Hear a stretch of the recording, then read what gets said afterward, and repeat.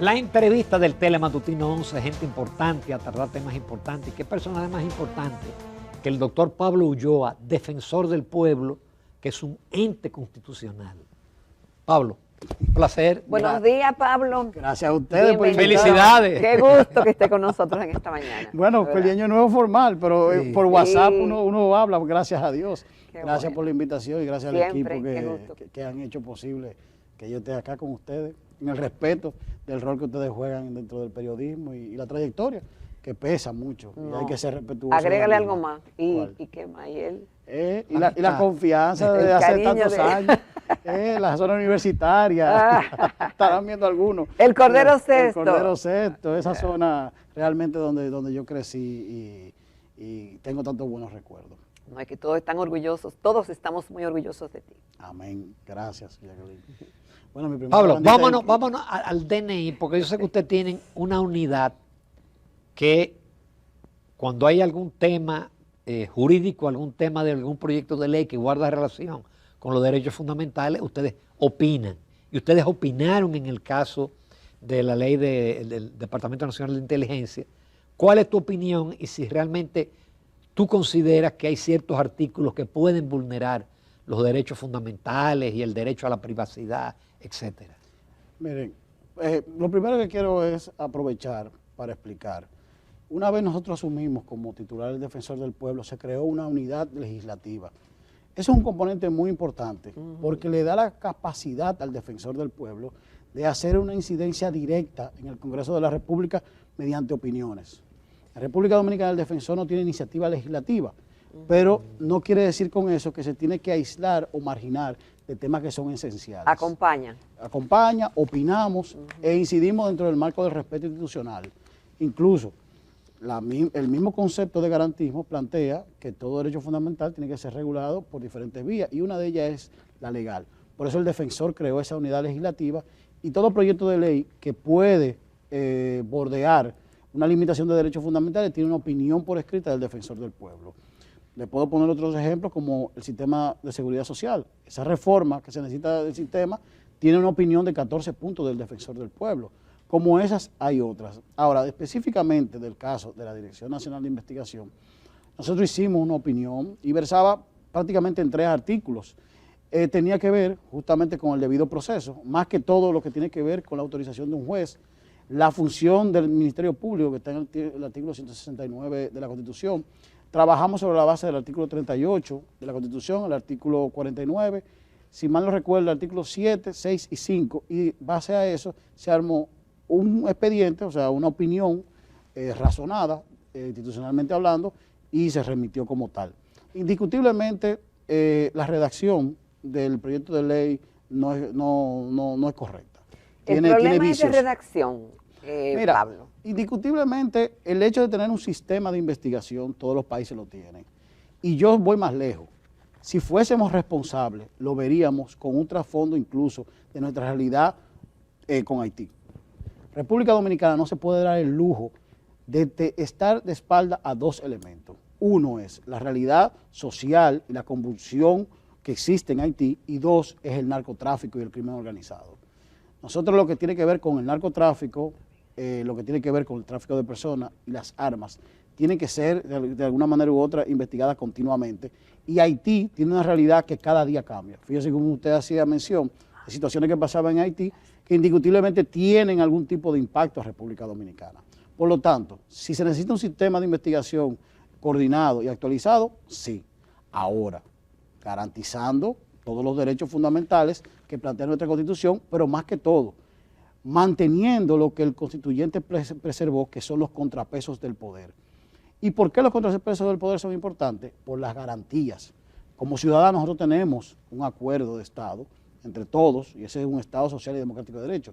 Si me vulneran mis derechos fundamentales, yo pierdo mi capacidad y soy víctima de lo que quieran hacer conmigo. Y hay una anécdota que yo quiero aprovechar. A mi llegada, yo tuve que viajar, solamente voy a decir la zona y me voy a obviar algunos detalles, a Licey al Medio.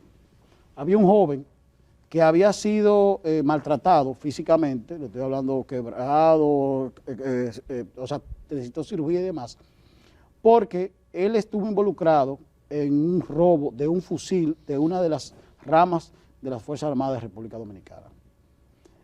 Esa rama, con su unidad de inteligencia, lo captó y se lo llevó de ese punto del Cibao hasta Puerto Plata. En el trayecto, ya tú te imaginas la cantidad de golpes que le dieron, cuando llegaron, ni la Fiscalía ni la Policía lo recibió. Indiscutiblemente tengo que felicitar al ministro de las Fuerzas Armadas que inmediatamente se enteró, se le llevó el expediente y todas las informaciones, actuó en consonancia y hubo un régimen de consecuencias. Pero eso es parte de lo que evita tener un sistema amorfo de investigación y segmentado. La idea es tenerlo todo unido y que la información fluya dentro de los estamentos del Estado que le correspondan esa función. Ahora, el ciudadano tiene que tener esas garantías. Y eso es lo que el Defensor del Pueblo ha dicho en 3 artículos particulares que no pueden ser obviados porque entonces la estructura de la ley pierde toda su capacidad. Es como los ingenieros, si tú le quitas una columna, va a perder toda la fuerza. Por eso el planteamiento es que se someta un proyecto de ley de reforma, más que todo en el tema de redacción y el enfoque, para poder preservar el espíritu del legislador y más que todo que el Estado tenga una capacidad operativa consona con la realidad de la ciberdelincuencia, de los crímenes ya de alta tecnología y funciones que también se tienen que preservar dentro del mecanismo financiero de este tipo de operación. Entonces, ¿qué es lo que procede en estos momentos? El presidente dijo ayer que debemos dejar o se debe dejar la politiquería y concentrarse realmente en ver la ley en conjunto y, bueno, hacer las sugerencias del lugar que hayan que hacer. Yo saludo el espíritu. Siempre que haya concertación y diálogo, el defensor va a estar. Incluso yo hablé con el consultor jurídico, con la asociación de diarios y el defensor incluso está en la mejor disposición de participar. Ahora bien, ya es un proceso que se puede dar, pero va a terminar cayendo donde institucionalmente corresponde, que es el Congreso de la República.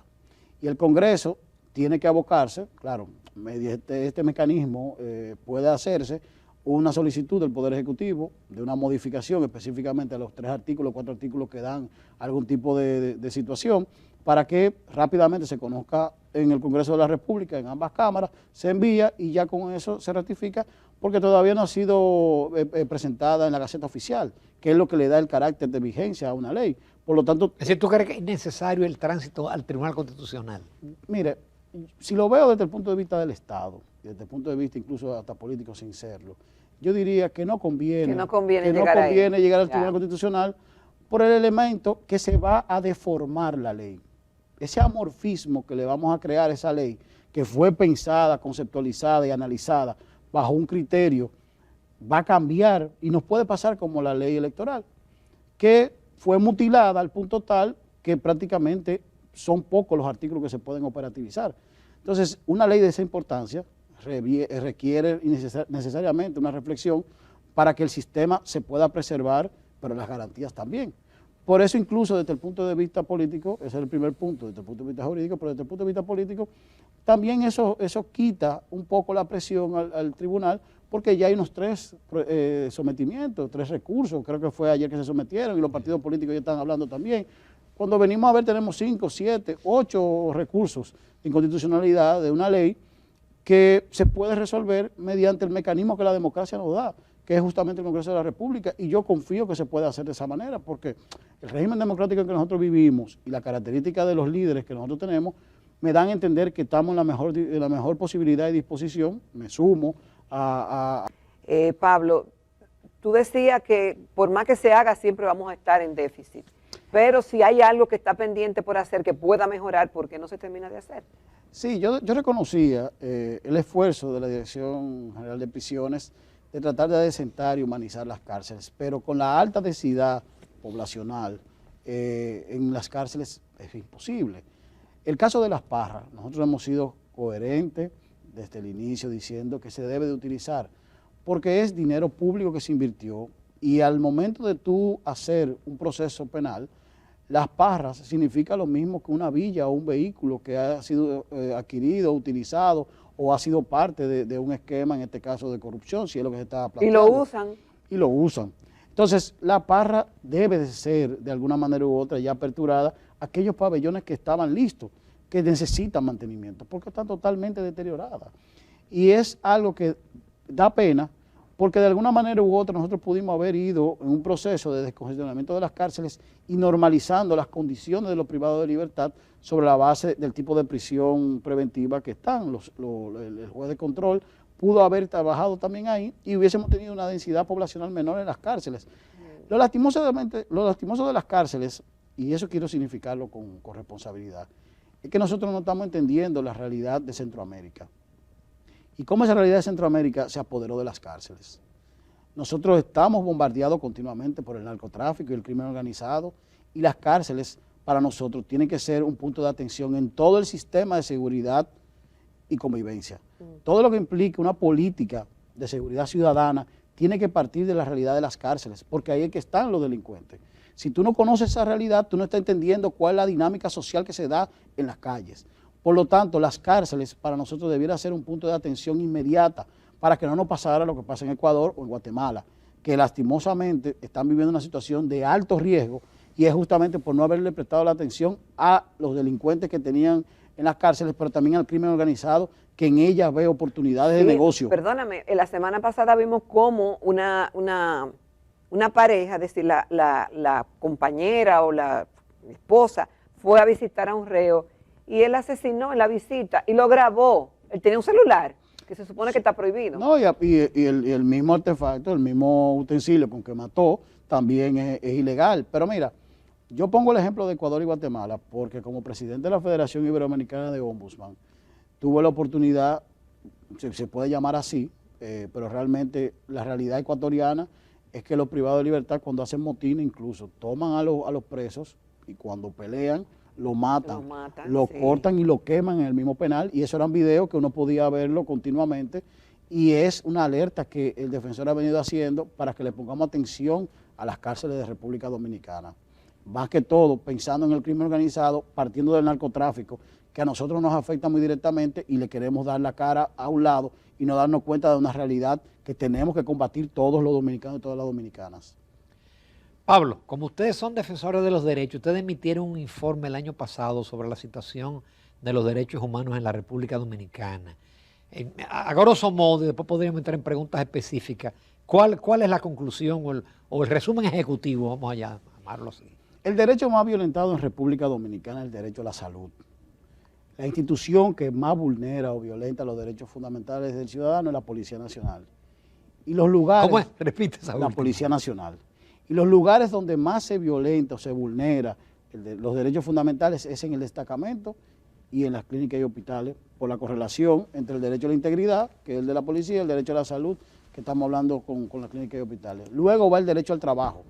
El dominicano entiende que no tiene las oportunidades de empleo, el salario, y no existe una igualdad o una correlación paritativa entre hombres y mujeres. Está la parte de la justicia, el acceso, el procedimiento y los tiempos de la justicia, y está relacionado también con los grupos vulnerables, no solamente la comunidad, sino también personas con algún tipo de discapacidad que no tienen las oportunidades de desarrollo que debieran de tener en este Estado social y democrático de derecho. Para eso, el Defensor del Pueblo metodológicamente hizo lo siguiente: hizo una encuesta nacional, hizo consultas regionales, en todas las regiones de República Dominicana nosotros nos trasladamos, un análisis de hemeroteca, un análisis de Big Data, e hicimos consultas a las instituciones públicas para poder hacer ese índice que estoy planteando de 5 derechos fundamentales, las razones mismas de la vulneración a que se deben.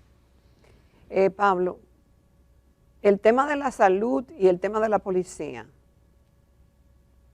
y de los atropellos que recibe la población y el papel de defensor del pueblo para justamente estar ahí en esos casos, ¿no está ligado directamente al tema de la educación? Lo que pasa es que nosotros tenemos un gran déficit de conocimiento de nuestros derechos fundamentales. En la encuesta que nosotros hicimos el año pasado, veíamos cómo los jóvenes de 18 a 24 años, del último quintil, o sea, los más pobres, en un 60% no conocen sus derechos.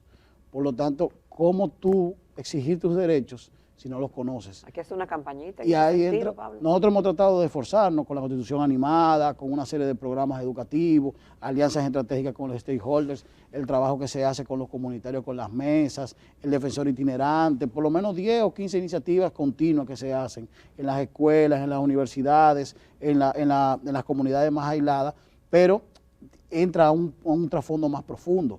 ¿Por qué? Porque el mismo sistema educativo debe de ayudarnos aún más, y mira que el ministerio se ha interesado mucho en la Constitución animada, y yo tengo fe de que podamos llevar la Constitución a cada escuela a través de la gestión del ministro actual y de la titularidad del defensor del pueblo, pero es un trabajo más profundo.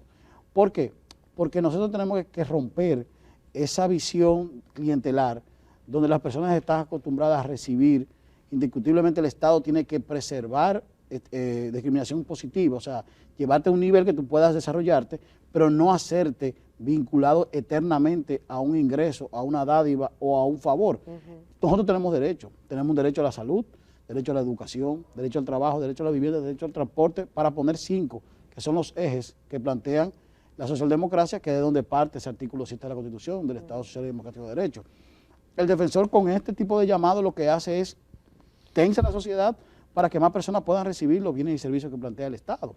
Pero eso tiene que ser mancomunado, por eso incluso nosotros hicimos una mesa de derechos con unas 12 instituciones que tienen que ver con defensa de derechos, para poder aunar sinergia y poder impactar, porque el defensor como ente unitario no va a poder hacer ese trabajo, es algo mancomunado, pero también una significación de lo que nosotros tenemos que hacer como dominicanos y dominicanas, que es exigir nuestros derechos, pero también mirarnos y ver cuáles son nuestros deberes, que también es un aspecto que nosotros pasamos por alto continuamente. Solamente nos sentamos en la acera de qué hace el Estado por mí, pero yo no veo cómo yo cumplo con los elementos básicos de una ciudadanía responsable que corresponde.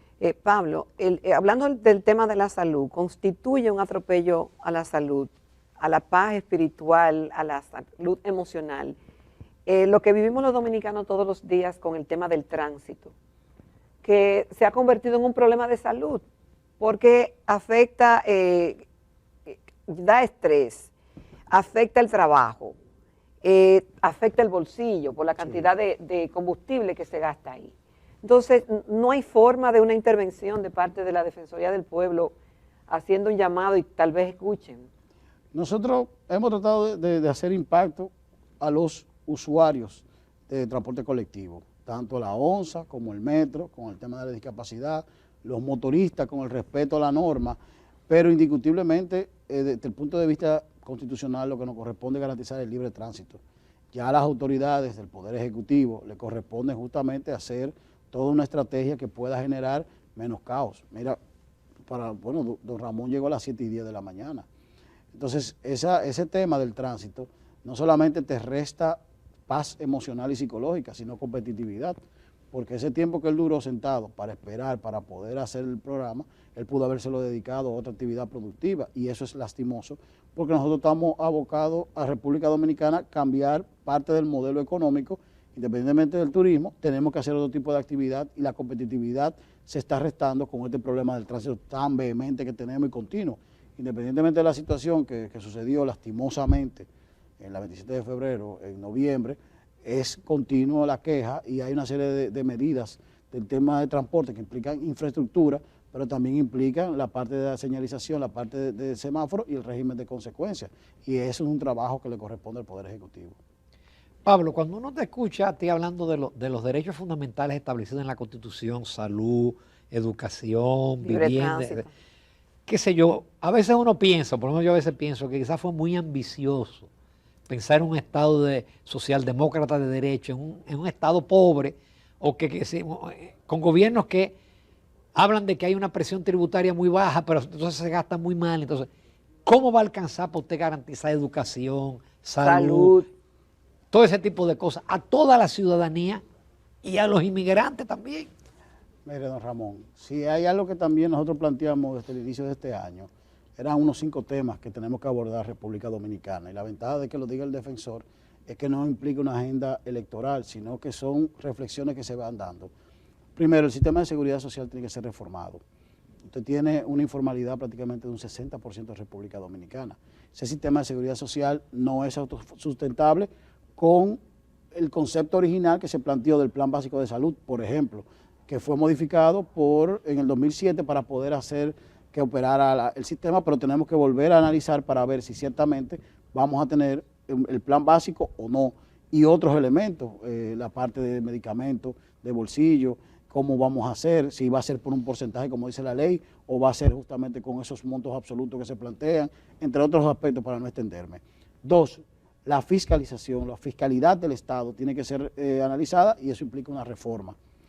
3, el aspecto del pacto eléctrico tiene un impacto directo a la factura eléctrica de República Dominicana, pero también a la pérdida de energía y a la cobranza del Estado a sí mismo. 4, el sistema de justicia en cuanto a la operatividad implica que el Ministerio Público, el Poder Judicial, la Policía Nacional organicen mejor para que la ciudadanía entienda que la justicia es rápida, es pronta y que cumple su rol y que no solamente tengamos ese pasivo que se da en los juzgados, sino que la gente pueda tener acceso a una justicia de calidad. Y el quinto elemento que indiscutiblemente tenemos que ver es qué vamos a hacer con educación, porque nosotros no podemos estar invirtiendo un 4% en términos educativos y no ver los resultados que requieren nuestros jóvenes para poder tener una vida productiva que le permita un trabajo de calidad, pero con ingresos acordes para poder tener los bienes y servicios, porque no todos podemos vivir del Estado. Entonces se supone que el Estado tiene que tener políticas públicas de generación de empleo con salarios adecuados, y eso tiene otro tipo de lectura. Por eso son unos 5 temas que hay que abocarse luego de las elecciones con la debida tranquilidad, la debida capacidad de consenso, de gobernabilidad que tiene que haber, y yo confío mucho que la democracia dominicana tiene la perspectiva de poder hacer esas reformas para poder hacer una transición a otro tipo de economía que es el que estamos viendo que se está dando a nivel mundial. Pablo, pero me preocupa mucho el hecho de que en ese estudio que ustedes hicieron sigue saliendo la policía y los destacamentos donde más se violan los derechos de los ciudadanos. El presidente Abinader ha hablado muchísimo sobre el tema y su deseo de hacer realmente una reforma que pueda garantizar una mejor calidad en los servicios que presta la policía a la población, que debe ser más bien preventiva. Todavía ayer el presidente estaba hablando de eso. ¿Tú has advertido algún cambio después que se involucraron tantas mesas de trabajo y personalidades con alto crédito que se involucraron por lo menos en el proceso de diagnóstico y de diseño de trabajo a lo interno de la policía? ¿Tú has advertido algún cambio? El proceso de la reforma de la policía es un proceso largo. Y yo le pongo el ejemplo de Puerto Rico. Puerto Rico, cuando yo me entrevisté con el jefe de la policía y el senador de San Juan, que es descendiente dominicano, ambos eran policías reformados, como ellos se hacen llamar. La reforma son 10 años y ellos estaban pidiéndole al Congreso de Estados Unidos que habilitara 5 años más para poder completar un proceso de reforma. Estamos hablando que ellos tienen los recursos suficientes para poderlo hacer. Don Ramón decía la parte del Estado, de cómo puede financiar muchas de estas iniciativas, y yo te diría que la policía implica 4 procesos. Uso del manual de fuerza, que creo que con el proceso de capacitación que se está llevando a cabo, están tratando de mitigar ese uso excesivo de la fuerza o el manejo impropio de situaciones de riesgo con personas que tengan algún tipo de enfermedad mental o que dependan de sustancia controlada, entre otros. 2, el uso de tecnología de manera eficiente. Los body cam y las cámaras en los vehículos permiten tú hacer auditoría de procesos de abordaje al ciudadano que tú puedas garantizar que ciertamente fue de manera correcta y que fue una insubordinación del ciudadano y por eso le aplicaron el manual de fuerza. 3, la interconexión de 3 sistemas que existen, que se ha hecho una iniciativa, yo sé que la OPTIC y el mismo Poder Judicial, el Ministerio Público y la Policía tienen la mejor disposición de interconectar esos 3 sistemas para poder tener un único sistema de información que permita una administración mejor de todo el aparato de justicia y de seguridad. La parte relacionada con los salarios se ha ido mejorando, pero es un proceso gradual. Indiscutiblemente el abordaje tiene que llegar a los destacamentos y con ellos también a las patrullas. Por eso es tan importante la tecnología, porque eso permite un abordaje del policía al ciudadano de una manera respetuosa. Y que lo estén supervisando. Y si hay una respuesta impropia del ciudadano, el manual de uso de fuerza se haga de la manera correcta, porque todos queremos seguridad. Indiscutiblemente todos queremos vivir en una República Dominicana tranquila, apacible, y la reforma de la Policía Nacional es muy importante. Pablo, finalmente, ¿qué programa tú has trazado para este año? Nosotros tenemos el Congreso Bienal, que nosotros estamos haciendo desde que llegamos. Este año estamos definiendo cuál va a ser el tema, es en el mes de julio. Indiscutiblemente todo el despliegue formativo es parte esencial. Ya entra también una ruta Formativo de la sociedad. Nosotros lo hemos ido dividiendo por grupos de interés y grupos etarios. Por ejemplo, la parte comunitaria tiene un programa de unas 5 formaciones, la parte de sindicatos, hicimos un diplomado que vamos a retomar este año con los sindicatos de República Dominicana para fortalecernos el derecho sindical, pero también el derecho al trabajo por una perspectiva novedosa. Lo que tiene que ver con la Constitución Animada la vamos a ampliar, no solamente con el kit que tenemos ya y las guías, sino que le vamos a incorporar otros elementos lúdicos pedagógicos para poderle llegar a más niños, niñas y adolescentes. Tenemos el aspecto relacionado con el garantismo, por eso la robustez de nuestras certificaciones internacionales que vamos a presentar el año próximo, ahora en febrero, si mal no recuerdo, que es antisoborno, una certificación internacional, cumplimiento gubernamental, y Dios mediante este año entiendo que vamos a tener la certificación de Naciones Unidas como la máxima institución de República Dominicana de garantía de derechos, independientemente de nuestra Constitución lo dice, ya es un tema de reconocimiento mundial al trabajo que se ha venido haciendo en estos años, y creo que ya con esa certificación la República Dominicana, más todo el esfuerzo de ISO para el tema de atención al ciudadano y todo el enfoque de transparencia a través del protocolo que hicimos a través de Hacienda y la página web y todas nuestras operaciones desde el punto de vista de compras, le dan ya una visión a la ciudadanía de una magistratura moral del defensor del pueblo, que fue lo que se propuso al momento de la postulación y que está en nuestro plan estratégico institucional. Esta fecha es muy importante porque ya sería la mitad del periodo, por lo tanto nosotros tenemos que abocarnos ya a definir unos tópicos particulares que tenemos que enfocar para concluir una gestión que Dios mediante y la ciudadanía va a ser responsable y va a ser de éxito, sí. Pero Dios mediante lo que estamos enfocando ya es en cerrar 49 objetivos que nosotros tenemos en nuestro plan estratégico institucional, que muchos de ellos ya lo hemos logrado y hemos sobrepasado, y continuar la difusión de investigaciones y desarrollo como el informe, que en diciembre cada año nosotros vamos a ir proponiendo y poniendo temas para que los tomadores de decisiones, aquellos del Poder Ejecutivo y del Congreso de la República, que tienen responsabilidad de garantizarnos ese estado de bienestar, lo vean como oportunidades para poder ir mejorando y que el ciudadano vea que República Dominicana le brinda esas oportunidades que requieren. Doctor Pablo Ulloa, primero las gracias por aceptar la invitación y después felicitarle por el trabajo que está realizando. Amén, gracias. Felicitaciones, Pablo. Gracias. Me uno yo también a eso. No sé cómo le alcanza el día a Pablo. Bueno, desde las 4 de la mañana de arriba, hoy me desperté a las 3:30 y bajé de Santiago a las 11:38 de la noche. Ay, Dios. En carro. No, yo le puse un WhatsApp a las 5 para recordarle lo de los tampones. La juventud, la juventud. Pablo, muchísimas gracias. Gracias a ustedes, de verdad que gracias, sí. Que Dios les bendiga y bendiga a sus familias. Amén, gracias. Igual a ti.